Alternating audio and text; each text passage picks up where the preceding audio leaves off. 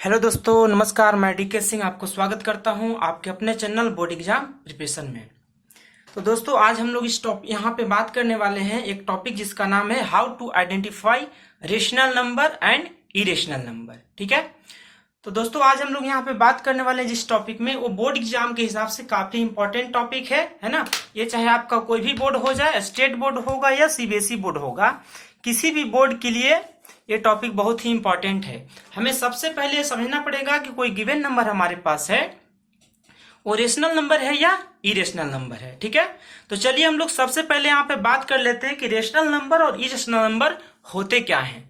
एकदम बारीकी से समझने का कोशिश कीजिएगा दोस्तों, क्योंकि टॉपिक बहुत इंपॉर्टेंट है और एकदम लास्ट तक इस वीडियो में बने रहिएगा ताकि आपको इसको आइडेंटिफाई करने में किसी तरह का दिक्कत नहीं आना चाहिए। ठीक है। तो चलिए सबसे पहले हम लोग यहाँ पे देख लेते हैं कि आखिर रेशनल नंबर होते क्या हैं। ठीक है ना। तो रेशनल नंबर को पहचानने का जो सबसे आसान तरीका है कि कोई भी नंबर जो टर्मिनेटिंग डेसिमल के रूप में एक्सप्रेस कर सकते हैं, या कोई भी ऐसा नंबर जो नॉन टर्मिनेटिंग है लेकिन रिपीटिंग होना चाहिए। ठीक है।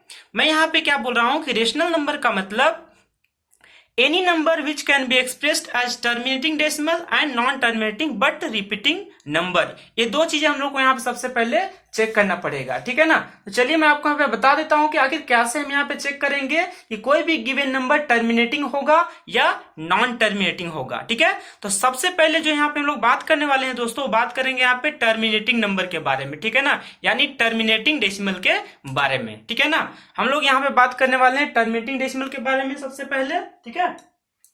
तो चलिए मैं आपको यहाँ पे दिखाने का कोशिश करता हूं कि आखिर टर्मिनेटिंग नंबर होते क्या हैं। ठीक है।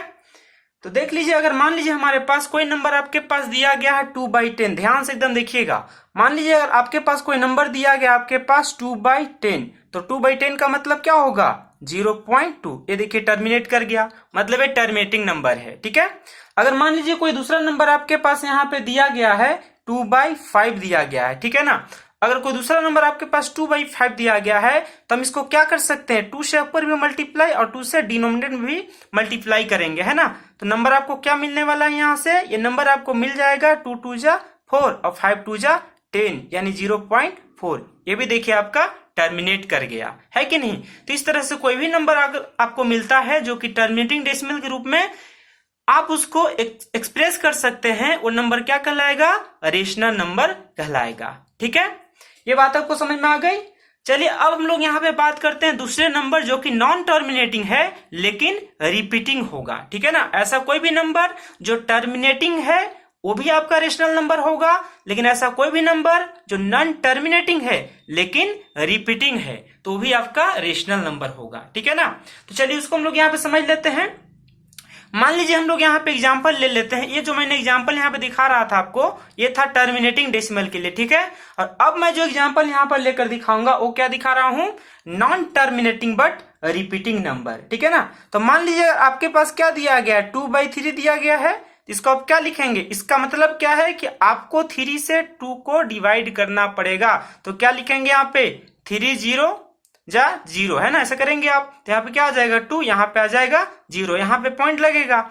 3 6 जा कितना हो गया, 3 6 जा 18, यहाँ पे 2 आ जाएगा, फिर यहाँ पे 0। 3 6 जा कितना आ जाएगा यहाँ पे 18, फिर आ जाएगा यहाँ पे 2, फिर आ जाएगा 0। 3 6 जा कितना हो जाएगा 18, यहाँ फिर आ जाएगा 2। मतलब यहाँ पे आप क्या देख पा रहे हो, ये जो नंबर हमारे पास है नॉन टर्मिनेटिंग है, मतलब ये टर्मिनेट भी नहीं कर रहा है लेकिन इसके कोसेंट को आप देखिएगा तो रिपीट भी कर रहा है ना।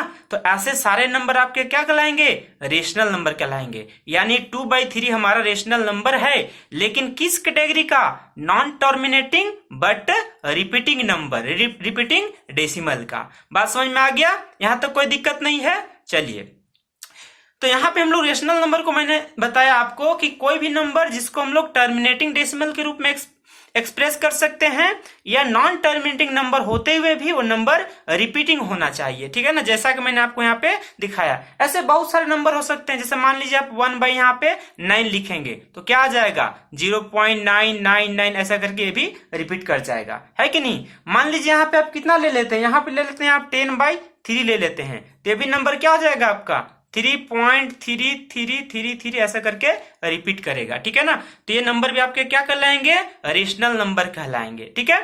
और अगर मैं यहाँ पे सिंपली बात करूं तो कोई भी नंबर जिसे हम लोग a बाई बी या p बाई क्यू के रूप में लिख सकते हैं। Any number which can be expressed in the form of p by Q, है ना, उसे हम लोग क्या बोलेंगे, रेशनल नंबर बोलेंगे। क्या बोलेंगे, रेशनल नंबर बोलेंगे। लेकिन एक बात हमेशा याद रखिएगा कि यहाँ पे q यानी जो डिनोमिनेटर है उसका वैल्यू 0 नहीं होना चाहिए। अगर डिनोमिनेटर का वैल्यू 0 हो जाएगा तो नंबर आपका रेशनल नहीं रह जाएगा। बात समझ में आ गई। चलिए हम लोग अब आगे यहाँ पे बढ़ते हैं और आगे हम लोग यहाँ बात करेंगे इरेशनल नंबर के बारे में, ठीक है ना। आगे हम लोग यहाँ पे क्या बात करने वाले हैं, इरेशनल नंबर के बारे में बात करेंगे, ठीक है। तो चलिए यहाँ पे सबसे पहले आपको मैं बताता हूँ कि इरेशनल नंबर आखिर होते क्या हैं, ठीक है ना। इरेशनल नंबर किसे कहेंगे, तो सबसे पहले हम लोग यहाँ पे देख लीजिए कि ऐसा कोई भी नंबर जिसको हम लोग एक्सप्रेस नहीं कर सकते, या ऐसा बोल सकते हैं इसको कि any number which are expressible as non terminating. Non terminating number है और नॉन रिपीटिंग है। इसका मतलब क्या है, इसको हम लोग यहाँ पे समझते हैं, ठीक है ना।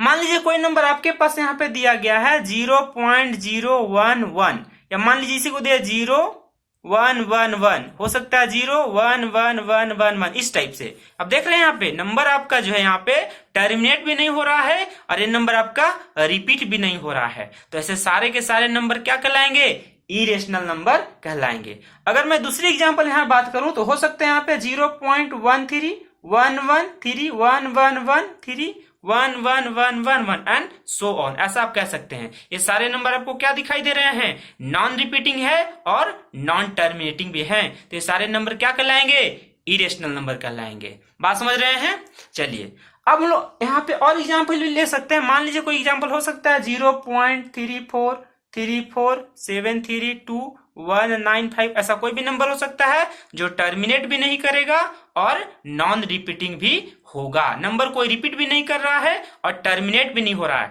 तो ऐसे सारे नंबर क्या कहलाएंगे, इरेशनल नंबर कहलाएंगे। बात समझ आ रही है तक। चलिए बहुत बढ़िया। अब यहाँ पे हम लोग इरेशनल नंबर को अलग अलग टाइप में भी हम लोग क्लासिफाई कर सकते हैं। जैसे मैं आपसे यहाँ पे पूछूं कि कोई भी अगर नंबर मान लीजिए जो परफेक्ट स्क्वायर नहीं है, या कोई भी नंबर जो परफेक्ट क्यूब नहीं है, उसके बारे में क्या आइडिया है, क्या विचार है आपका, तो क्या बताएंगे। तो आपका आंसर क्या होना चाहिए कि कोई भी नंबर जो परफेक्ट, ध्यान से सुनिएगा इस बात को, कोई भी नंबर जो परफेक्ट क्यूब या परफेक्ट स्क्वायर नहीं होता है वो नंबर कभी भी रेशनल नहीं हो सकता। यानी वो नंबर क्या होगा, इरेशनल नंबर होगा, ठीक है ना। वो नंबर क्या होगा, इरेशनल नंबर होगा, ठीक है। तो देखिए यहाँ पे मैं दूसरे टाइप के बारे में यहाँ पे मैं बात कर रहा हूं। जैसे इसको ऐसे समझ सकते हैं टाइप 2 वाले क्वेश्चन, ठीक है ना, इरेशनल नंबर के लिए। तो कोई भी नंबर, जैसे मान लीजिए यहाँ पे परफेक्ट स्क्वायर मैंने बोला, क्या बोला, any positive integer which has not a perfect square. कोई भी पॉजिटिव इंटीजर, ध्यान से सुनिएगा, पॉजिटिव इंटीजर बोल रहा हूं, निगेटिव नहीं। Any positive integer which has not a perfect square. कैसे इसको समझेंगे, मान लीजिए नंबर आपके पास दिया गया है √2, नंबर है √3, √5, √7, √11, √13 एंड सो ऑन। इस तरह से आपके पास मान लीजिए कोई भी नंबर दिया गया है जो पॉजिटिव इंटीजर है लेकिन इसका कोई परफेक्ट स्क्वायर नहीं होता है, तो ये सारे के सारे नंबर क्या कहलाएंगे, ये सारे के सारे नंबर कहलाएंगे इरेशनल नंबर। बात समझ में आ गया। आगे हम लोग यहाँ पे देख लेते हैं टाइप 3 कि तीसरे टाइप में हम लोग यहाँ पे कैसे समझेंगे इरेशनल नंबर को, ठीक है ना। तो यहाँ पे कह सकते हैं परफेक्ट क्यूब कि any positive integer which has not a perfect cube. मैंने क्या बोला, any positive integer which has not a perfect cube. ऐसा कोई भी पॉजिटिव इंटीजर जिसका परफेक्ट क्यूब नहीं होता है ना, जिसका परफेक्ट क्यूब नहीं होता है, उसे भी हम लोग क्या बोलेंगे, इरेशनल नंबर।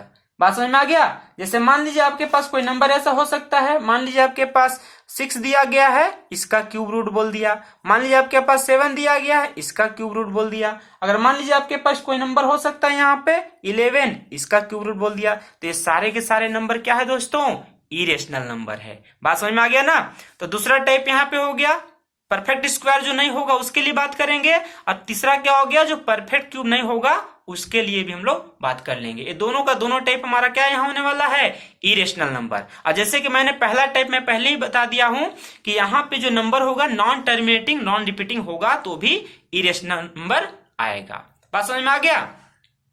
चलिए एक और हम लोग यहाँ पे टाइप पढ़ लेते हैं, बल्कि ये टाइप नहीं है बल्कि एक इंपॉर्टेंट बात है आपको बता रहा हूं। कई दफा यहाँ पे स्टूडेंट्स के बीच कंफ्यूजन आता है कि सर ऐसा है कि बताइए पाई कैसा नंबर होगा, रेशनल नंबर होगा कि इरेशनल नंबर होगा। कई बार हम लोगों ने इसका मान यहाँ पे देखा हुआ है पहले कि पाई का जो मान होता है यानी पाई का जो वैल्यू होगा वो कितना होता है 22/7, या इसी को हम लिख देते हैं 3.14 ऐसा लिखते हैं। लेकिन दोस्तों एक बात यहाँ पे ध्यान रखेंगे कि ये जो वैल्यू दिया गया है ये पाई का एक्चुअल वैल्यू नहीं है। बात समझ आ रहा है यहाँ पे आपको? ये जो वैल्यू आपका दिया गया ये अप्रोक्सीमेट वैल्यू है, इसका एक्चुअल वैल्यू नहीं है। जो पाई का एक्चुअल वैल्यू होता है वो कैसा वैल्यू होता है? Non terminating. पाई का एक्चुअल वैल्यू कैसा होगा? Non terminating. बात समझ पा रहे हैं? नॉन टर्मिनेटिंग, और साथ में क्या होगा? Non repeating. ठीक है ना, non terminating and non repeating. ठीक है ना, पाई का जो एक्चुअल वैल्यू होता है नॉन टर्मिनेटिंग और नॉन रिपीटिंग होता है। ठीक है ना, इसलिए पाई क्या होगा? इरेशनल नंबर होगा। लेकिन जो 22/7 है वो रेशनल नंबर होगा। जो 22/7 है वो कौन सा नंबर होगा? रेशनल नंबर होगा। रेशनल नंबर होगा। क्यों रेशनल नंबर होगा? क्योंकि इसे हम लोग p/q के रूप में एक्सप्रेस कर पा रहे हैं। ठीक है ना, जहां पे q यानी कि डिनोमिनेटर 0 के बराबर नहीं है। बात समझ रहे हैं? तो बोलेंगे दोनों में दिक्कत क्या है, दोनों तो सेम ही बात है। तो नहीं, आपको एक बात यहाँ पे ध्यान रखना पड़ेगा, ये गलती आप मत कीजिएगा, है ना, क्योंकि बोर्ड एग्जाम में मार्क्स इसी में कटेंगे आपको। पाई का जो वैल्यू आपका है वो एक्चुअल वैल्यू इसका कभी भी टर्मिनेट नहीं करता, वो हमेशा कैसा रहता है? नॉन टर्मिनेटिंग और नॉन रिपीटिंग रहता है। इसीलिए पाई को हम लोग क्या बोलेंगे?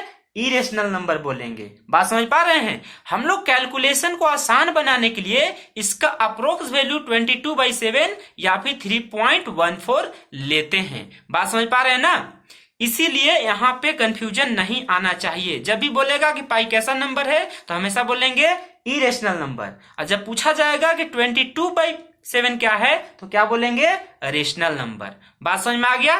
तो उम्मीद करता हूं कि रेशनल नंबर और इरेशनल नंबर में आपको अंतर यहाँ पे समझ में आ गया होगा। ठीक है ना, अब हम लोग यहाँ पे बात कर लेते हैं कि रिपीटिंग और नॉन रिपीटिंग पहचानेंगे कैसे। तो उसके लिए एक बढ़िया सा यहाँ तरीका है, बहुत आसान तरीका से हम लोग पहचान सकते हैं कि कोई भी नंबर हमारे पास टर्मिनेट करेगा या नहीं करेगा। कैसे हम पता करें, है ना, कि कोई गिवन नंबर टर्मिनेट करेगा या नहीं करेगा, बिना डिवाइड किए हम लोग बता सकते हैं। ठीक है ना, तो आप यहाँ पे बस ध्यान से इसको देखते रहिएगा। मैं आपको यहाँ पे बता रहा हूं कि कोई भी नंबर टर्मिनेट करेगा या टर्मिनेट नहीं करेगा। जैसे मान लीजिए यहाँ पे आपको मैं एक एग्जाम्पल लेकर बताता हूं कि मान लीजिए आपके पास कोई नंबर है 31। ठीक है ना, कोई नंबर आपके 31 और डिवाइडेड बाई यहाँ पे कितना दिया हुआ है? मान लीजिए क्या दिया हुआ है? 50 दिया हुआ है। ठीक है, अब बिना डिवाइड किए अगर मान लीजिए इसको आपको पता करना है कि वेदर द गिवन नंबर, या आप कह सकते हैं कि गिवन रेशियो और रेशनल नंबर इज टर्मिनेटिंग और नॉन टर्मिनेटिंग, आपको कैसे पता चलेगा? और अगर टर्मिनेट कर रहा है तो कितने डेसिमल प्लेस के बाद यहाँ पे टर्मिनेट करेगा, ये भी आपको यहाँ पे पता लग जाएगा। ठीक है ना, तो सबसे पहले देखिए यहाँ पे हम लोग बात कर लेते हैं कि इसका जो डिनोमिनेटर वैल्यू है इस रेशियो का, इस फ्रैक्शन का। ठीक है ना, सबसे पहले मान लीजिए कि आपके पास एफ नाम का कोई फ्रैक्शन है जिसका नोमिनेटर कितना है? 31, जबकि डिनोमिनेटर कितना है? 50। तो पहला तरीका यहाँ पे क्या पहचानने का कि आप 50 का यहाँ पे प्राइम फैक्टराइजेशन करेंगे। ठीक है ना, क्या करेंगे? 50 का यानी जो डिनोमिनेटर है उसका प्राइम फैक्टराइजेशन करेंगे। तो 2 2 जा 4, 1 आ गया यहाँ पे, यानी 1 0 10, तो 2 5 से कितना हो गया? 10। अब यहाँ पे लगा देंगे हम लोग, 5 बार में लगेगा, 5 5 से कितना हो गया? 25। ये इसका प्राइम फैक्टर हो गया। तो अब इसको देख पा रहे हैं ना कि हम लोग 50 को कैसे एक्सप्रेस कर पाते हैं? तो 31 डिवाइडेड बाई 2 इंटू 5 इंटू 5 ऐसे एक्सप्रेस कर सकते हैं।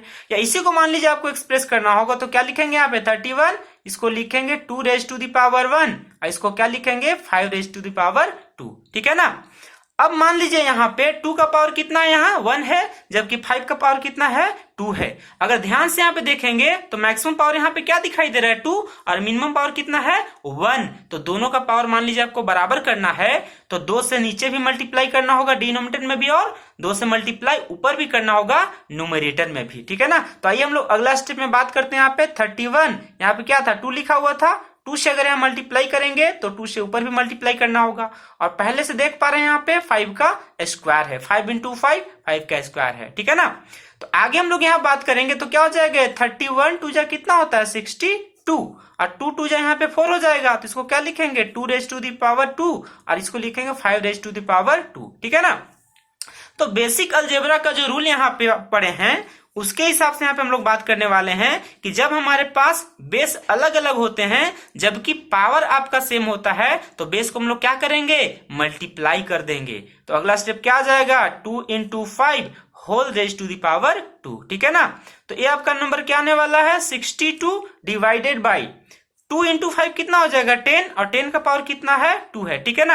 अब आगे इसको देखेंगे तो ये हो गया आपका 62 और 10 का स्क्वायर कितना होता है 100, यानी नंबर आपके पास जो आने वाला है वो आएगा 0.62। ठीक है ना जी। आपका नंबर क्या आने वाला है 0.62। तो नंबर कैसा हो गया टर्मिनेटिंग नंबर हो गया। तो आपको यहाँ पे किसी भी नंबर को टर्मिनेटिंग चेक करना है या नॉन टर्मिनेटिंग चेक करना है तो सबसे पहले आपको क्या करना पड़ेगा जो दिया गया फ्रैक्शन या रेशनल नंबर है उसके डिनोमिनेटर को प्राइम फैक्टराइजेशन करना पड़ेगा। ठीक है ना। क्या करना पड़ेगा प्राइम फैक्टराइजेशन करना पड़ेगा। देख पा रहे हैं ना। चलिए तो ये प्राइम फैक्टर में मान लीजिए आपको कि कोई भी नंबर का अगर प्राइम फैक्टर दिया गया ठीक है ना और अगर 2 और 5 के अलावा आ गया, जैसे मैंने यहाँ पे आपको बताया कि 50 का प्राइम फैक्टर किया तो क्या निकला 2 into 5 into 5। तो इसमें देख पा रहे हैं इसका फैक्टर क्या है 2 और 5 के अलावे कुछ भी नहीं है। तो एक बात हमेशा याद रखेंगे कि कोई भी अगर नंबर आपका जो डिनोमिनेटर में दिया गया है उसका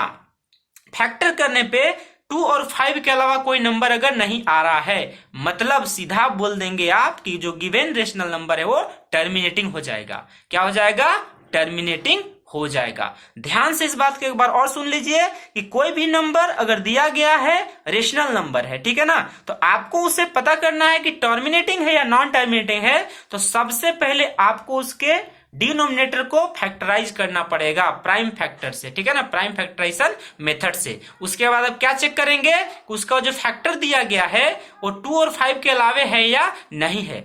अगर उसका फैक्टर 2 और 5 के अलावे नहीं आ रहा है मतलब डायरेक्टली बोलेंगे नंबर टर्मिनेटिंग है। ठीक है ना रेशनल नंबर कैसा है टर्मिनेटिंग है। लेकिन अगर मान लीजिए 2 और 5 के अलावे उसका फैक्टर आ गया तो बोलेंगे वो नॉन टर्मिनेटिंग है। बात समझ में आ गया ना।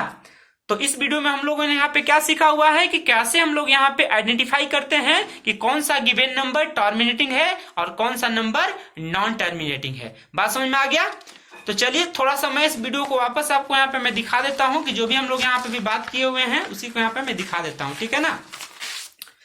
मैंने यहाँ पे अभी आपको क्या बताया था कि कोई भी नंबर अगर मान लीजिए रेशनल नंबर है ठीक है ना कोई भी नंबर अगर रेशनल नंबर है तो क्या होना चाहिए सबसे पहले टर्मिनेटिंग डेसिमल के रूप में उसको एक्सप्रेस किया जाना चाहिए या फिर अगर नॉन टर्मिनेटिंग भी होगा तो रिपीटिंग नंबर होना चाहिए तब इसको बोलेंगे रेशनल नंबर।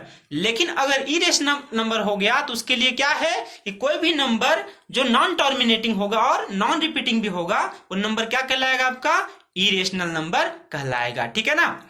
और दूसरी बात और याद रखिएगा कि जितने भी नंबर जिनका कोई परफेक्ट स्क्वायर या परफेक्ट क्यूब नहीं होता है वो सारे के सारे नंबर क्या कहलाएंगे इरेशनल नंबर कहलाएंगे। ठीक है। उसी प्रकार से एक बात हमेशा याद रखिएगा कि जो पाई होता है वो हमेशा क्या है इरेशनल नंबर। लेकिन जो पाई का वैल्यू आप लेते हैं 22/7 वो कैसा नंबर है रेशनल नंबर। ठीक है। तो चलिए इस टाइप का क्वेश्चन यहाँ पे हर एक बोर्ड एग्जाम में पूछ दिए जाते हैं इसीलिए मैंने इस टॉपिक को आज कवर करा दिया।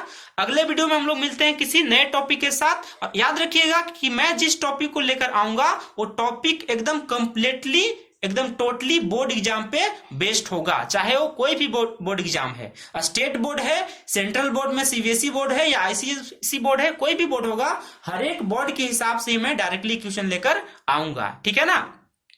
चलिए तो उम्मीद करता हूं कि जो बातें मैंने आज यहाँ पे किया आपको समझ में आ गया होगा। ठीक है। तो आज इस वीडियो को हम लोग यहीं पे फिनिश करते हैं। मिलते हैं किसी नए वीडियो के साथ। अगर आप मेरे चैनल में हैं तो मेरे चैनल को सब्सक्राइब कीजिए और बेल बटन को जरूर दबाइए ताकि जैसे ही मैं अगला वीडियो अपलोड करूंगा तो आपको नोटिफिकेशन मिलता रहेगा। ठीक है ना। ये वीडियो आपको कैसा लगा अगर अच्छा लगा तो लाइक का बटन दबा दीजिए और कोई कमेंट अगर कोई राय देना चाहते हैं तो आप नीचे कमेंट बॉक्स में जरूर लिखिएगा। ठीक है दोस्तों। तो चलिए आज के लिए इतना ही रखते हैं। तब तक के लिए बाय बाय टेक केयर जय हिंद।